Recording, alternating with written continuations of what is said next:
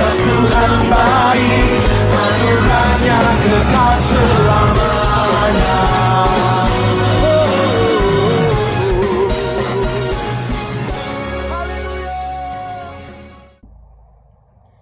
Terima kasih Tuhan untuk kesempatan kita pada hari ini.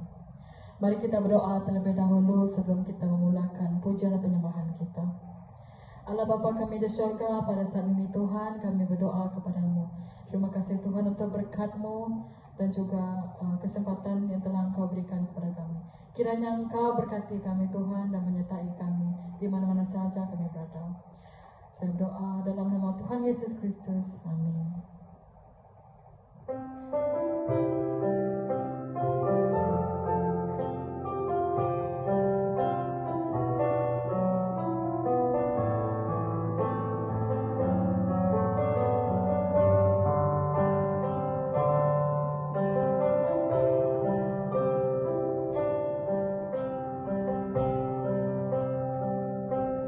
Hidup ini adalah kesempatan. Hidup ini untuk melayani Tuhan. Jangan sia-siakan waktu yang Tuhan beri. Hidup ini hanya sementara.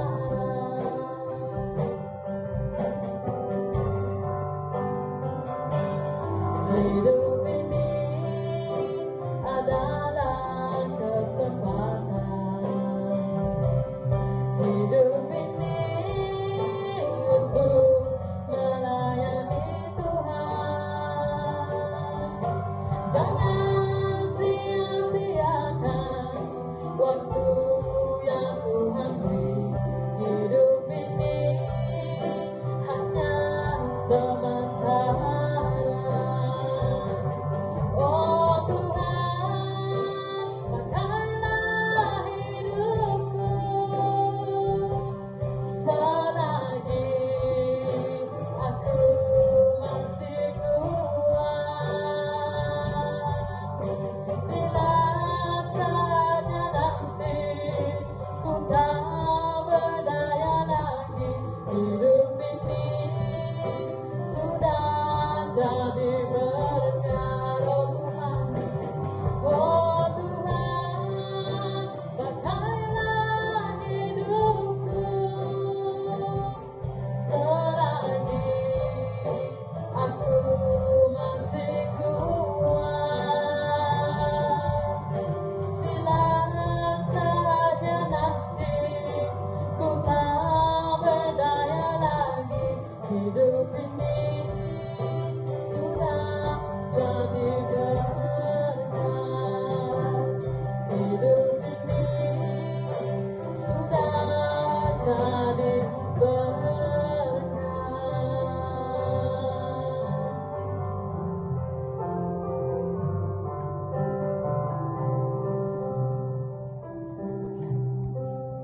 Halo saudara-saudari yang disayangi, dalam firman Allah kemarin, kita berasa syukur kerana Tuhan masih memerintah dalam penintasan. Melalui pemerintahan Tuhan, kita dapati penintasan mungkin masih ada, tapi penintasan bukan selama-lamanya. Dalam penintasan, selain daripada mendapati Tuhan memerintah, rupanya kita juga mendapati Tuhan Allah mengasihi dalam penintasan. Mari kita buka ke buku Mika bab 2 ayat 3. Buku Mika bab 2 ayat 3.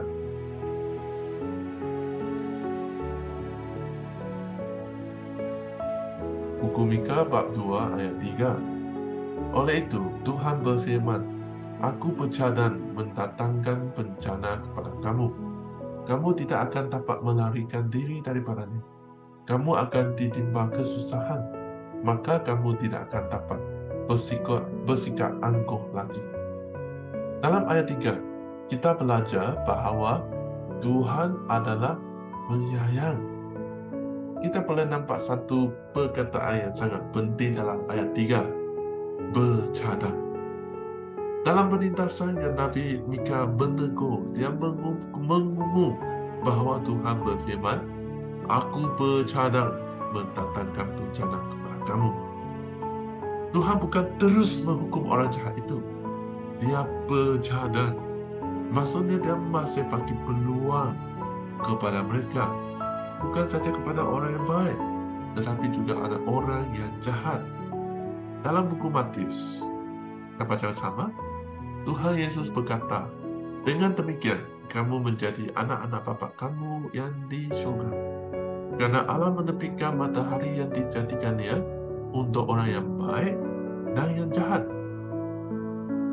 Dia menurunkan hujan untuk orang yang mentaati Allah dan juga orang yang tidak mentaatinya. Tetapi sekarang aku berkata kepada kamu, kasihilah musuh kamu dan berdoalah bagi orang yang menganiaya kamu." Saya ada seorang kawan. Dia membesar dalam keluarga Kristen. Dia kongsi satu kesaksian masa dia masih lagi sekolah rendah, karena badan dia lebih kecil, lebih kurus. Jadi dia selalu dibuli rakan sekelasnya. Dia membenci mereka sampai dia membunuh mereka, dia kata. Dan juga pada masa tahun itu, dia benar-benar mengalami Tuhan Yesus. Dia mengetahui lebih tentang Tuhan Yesus. Yang paling penting sekali, dia menerima Tuhan Yesus sebagai juru selamatnya. Hidupnya ditukar. Dia tidak lagi membenci raja sekelasnya, tetapi dia rajin menginjili mereka. Sampai setiap kali rakan sekelasnya tengok dia, panggil dia pastor, pelajar sekolah rendah. Jadi bagaimana dengan Anda, saudara-saudari? Sudahkah Anda menerima Tuhan Yesus sebagai juru selamat Anda? Dia mati demi dosa kita dan bangkit semula daripada kematian pada hari yang ketiga. Mengapa? Karena Allah adalah Tuhan yang penyayang. Dia amat menyayangi semua manusia di dunia ini, bahkan orang jahat ataupun orang baik. Seperti dalam buku Matius ini, matahari hujan bukan untuk orang yang taati Allah saja, untuk semua orang. Yang pakai peluang untuk semua orang. Jadi, sudahkah Anda menerima Yesus Kristus sebagai juru selamat Anda? Walaupun dalam penintasan, saudara-saudari, kita mau belajar untuk menyayangi orang yang menindas kita. Sangat susah, tapi kita bergantung kepada Tuhan. Kita perlu cuba. Dan mohon Tuhan membantu kita mengampun orang tersebut. Mohon Tuhan menukarkan kehidupan orang yang menindas itu. Tuhan bukan saja penyayang, Tuhan juga adalah Tuhan yang adil. Pada ayat 4 sampai ke 5 adalah seperti berikut. Pada masa itu kelak, orang akan menggunakan kisah tentang kamu sebagai bahan sindiran. Mereka akan menyanyikan lagu pengampunan ini. Kami sudah hancur sama sekali. Tuhan telah mengambil negeri kami, lalu memberikannya kepada orang yang menawan kami. Oleh itu, apabila tanah itu dikembalikan kepada umat Tuhan, tiada sesiapa pun antara kamu yang akan dapat bahagian. Kita boleh lihat, orang yang menindas dihukum Tuhan. Pada masa itu kelak, ayat 4. Itulah masa Tuhan menjalankan penghakiman terhadap orang menindas. Seperti mereka menindas kumpulan yang lebih lemah. Pada masa itu mereka juga ditindas oleh kerajaan Asyur. Ditawan oleh Asyur. Ayat 5. Tiada sesiapa pun antara kamu yang mendapat bahagian. Orang jahat itu bukan saja kehilangan harta benda mereka sendiri, tetapi juga hak mereka seperti orang Yehuda untuk menyertai ibadat selepas tanah dikembalikan. Kita boleh lihat dalam ayat 1 sampai ke 5 bahwa Tuhan adalah Tuhan yang adil. Nabi Mika pun mendekat keadilan untuk orang lain. Dia tidak dapat menerima hal-hal yang tidak menyenangkan hati Tuhan. Dia nampak perlakuan yang tidak memurung dan adil. Dia pun berdiri untuk mereka. Ada seorang lelaki M. Sarawak. Dia menang kes mahkamah untuk menjadi Kristian lagi. Lelaki ibu bapaknya menjadi M sejak dia masih kecil lagi. Jadi dia terpaksa menjadi juga. Selepas 33 tahun, dia menang kes mahkamah dengan bergantung kepada Tuhan. Bantuan dari peguam, dari golongan Kristian. Mereka menegakkan keadilan baginya. Hari ini, apabila kita tahu Tuhan kita adalah Tuhan yang adil, apabila dalam masyarakat kita terlihat perkara yang tidak betul dan tidak bermoral dalam masyarakat kita atau di sekeliling kita, sebagai Kristian, dan seperti yang diceritakan tadi, kita haruslah cuba membantu orang lain, cuba mendekatkan keadilan untuk orang lain. Seperti Nabi Mika, kita menolong orang lain dengan bergantung kepada Tuhan. Saudara-saudara, mungkin Anda juga berada dalam penindasan. Mungkin keluarga atau kawan Anda sedang berada dalam penindasan. Penindasan memang sangat susah. Tapi ingatlah, penindasan bukan selama-lamanya. Tuhan masih memerintah dalam penindasan. Tuhan masih menyayangi kita walaupun berada dalam penindasan. Mari kita sekarang berdoa kepada Tuhan Allah, memuji nama Allah, memuji Allah yang Maha Penyayang dan memerintah walaupun dalam penindasan. Kita juga serahkan beban kita kepada Allah. Mohon Allah memikul beban kita dan menguatkan kita dalam cabaran-cabaran hidup. Mari kita doa.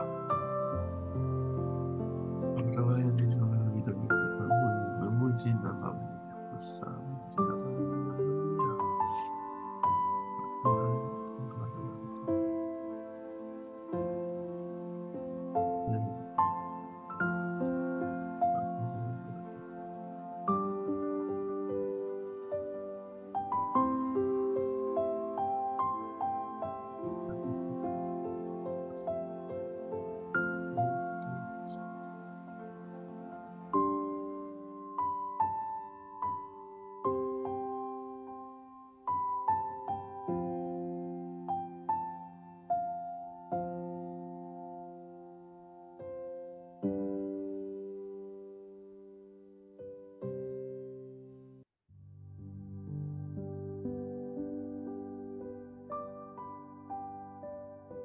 Bapa Tuhan yang di surga, kami bersyukur sebab Engkau adalah Allah yang Maha Penyayang dan Allah yang adil.